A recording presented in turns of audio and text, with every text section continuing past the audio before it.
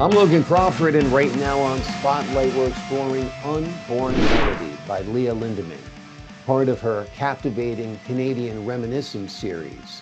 Set against the backdrop of the 1943 oil pipeline construction in the Northwest Territories, this historical romance delves into the complexities of love, redemption, and the power of unconditional love.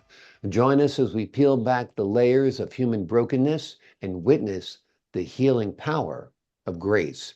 We're delighted to have this very talented author join us here today on Spotlight. We thank the team at Atticus Publishing for helping us put her in the spotlight today. And we ask viewers like you to support authors like her by subscribing to our channel and by purchasing her amazing book.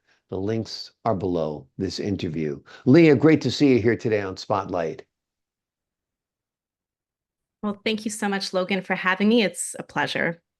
Pleasure is all mine. Let's start out by talking first about the series, the Canadian Reminiscence series. What's that all about? Well, each book in the series is set in a different Canadian province, territory, and explores a different chapter of Canada's past history. How many So far, books are in it I've so far? written three. I've covered three provinces. So my first book, Redeemed from the Ashes, covered the Halifax explosion of 1917, which is Nova Scotia. And my second book covered the Cariboo Gold Rush in BC. And now this third work covers the oil pipeline construction in the Northwest Territories. Well, very interesting, very impactful historical events that Yes. these stories are built around, particularly that Nova Scotia explosion was incredible. I think few people know Yes. about it, but it was one of the most deadliest explosions known to man, right? That's right. Yeah. Pre-atomic bomb, it was the largest man-made explosion. And Boston, Massachusetts was one of the first cities to actually give relief aid Wow. to Halifax. So you guys, the Americans, played a big part in that as well. When needed, we come to the rescue. We Americans are known for that, Yes. that's for sure. Let's talk about Unborn Melody. What does the title mean, Unborn Melody? Well, melody, we each, all of our lives have nuances to it, right? That create a melody. So I'm not going to say whether melody is a person or if it's the life that each of us lives, but each of us are creating our lives as we make our choices. And so the potential for that melody to span out over our lives, that's the unbornness of it until it is born by our choices. Wonderful. Let's give the folks at home an overview of the story. What's it about? Sure. It's about Eleanor Mackenzie. She's a broken woman and she's trapped in a city that reminds her of her past shame. And she's trapped in the circles of people that remind her of the shame as well. And she has a family, an ailing father, and they are very low on money. And she's looking for some way to reinvent herself, to kind of take control of her life because of all her brokenness. And when she sees this poster that offers her that escape, that opportunity to reinvent herself, that independence that she's craving, she really goes for it. And she works for the American Army in the Northwest Territories as a typist. And when she gets there, there's the usual razzle dazzle of men in uniform and having new friendships and building that new life. But she makes a few choices that do not work out in her favor. And so she's left in a very precarious situation where all of that she's built could just go away in an instant. And someone, a man, comes to her and offers her a solution that allows her to keep that, but at a cost in the sense that she would have to walk this road that she would never have chosen on her own. And does she choose it? Does she go for it just to keep her independence, this new life that she's built for herself? And this is kind of where the book takes the reader on this Well, that journey. sounds great. It sounds like you got the trailer for the movie ready right I now. do. Eleanor Mackenzie I is a made a book br trailer.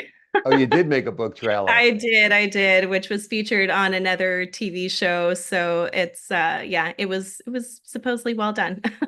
Eleanor Mackenzie is a broken woman filled with shame until bum bum bum. Yes, Sounds great. It's exactly. very intriguing. It's very compelling. It's a great build up to the story. I think you did a great job with that.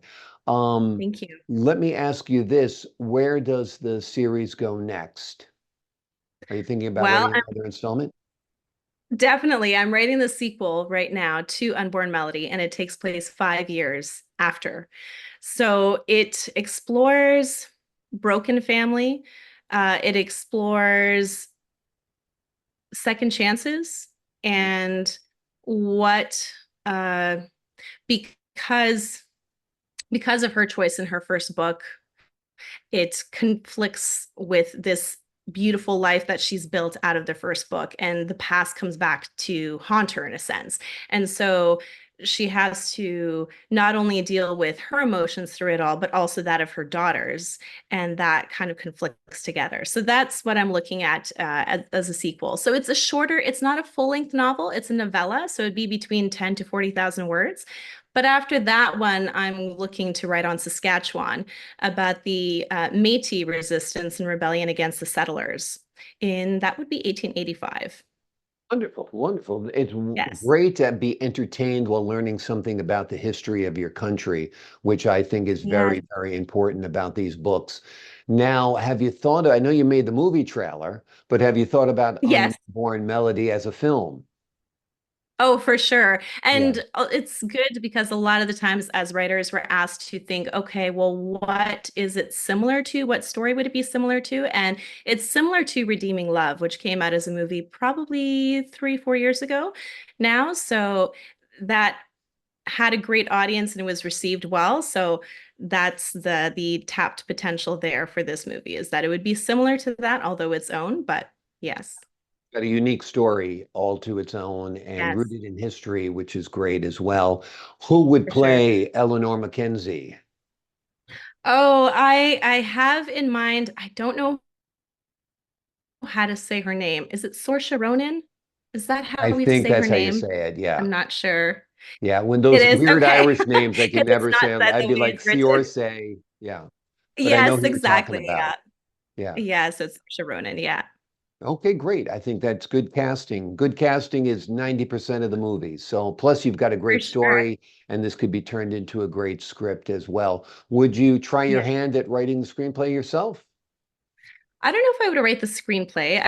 I would definitely like to be involved in the process, and I would love to step into producing or an assistant producer just to really be part of the whole process of the film, if that were to happen. Well, believe it or not, the Yeah, writer, as you might know, is one of the most important parts of filmmaking. So the for director sure. always kind of defers to the writer, like, is this what you wanted? Is this what you were looking to show? So if this book got made into a movie, you would be right there, no doubt, and have a front row seat to watch all of it unfold, which of course would be a dream come true. But the book is out It there really would now. be. People might pick it up. You never know, might wind up in Christopher Nolan's hands or whomever. And Oh, it'd be great if it got I turned don't, into, yes, Christopher Nolan is definitely one of my favorite directors. yeah, so that would be great. Yeah. The book explores unconditional love. Tell us a little bit about that theme in the book. Unconditional love, a lot of the times people believe means that you can accept anything, which in a sense it does. But I want to bring it about in this way.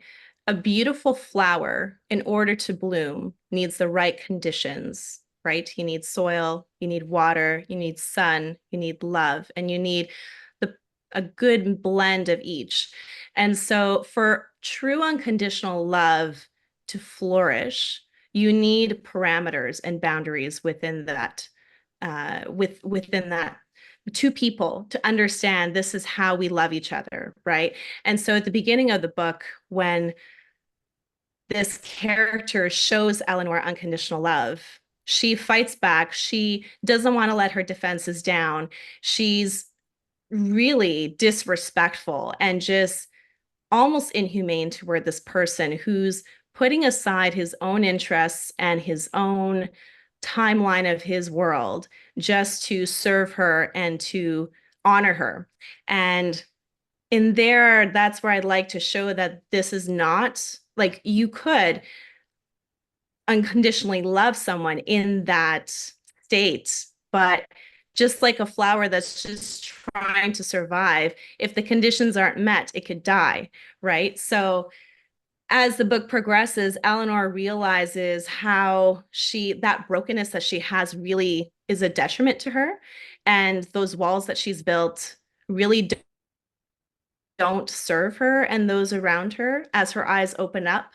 And as the story progresses, you realize that unconditional love is two people coming to the same vision for what they see in their relationship, in their future. And that's what unconditional love shows a light to truth.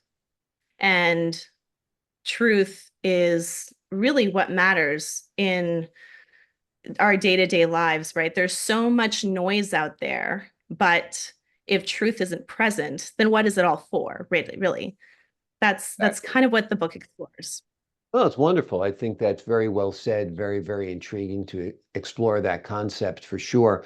What was it about the 1943 oil pipeline construction that intrigued you that you wanted to build a book around it?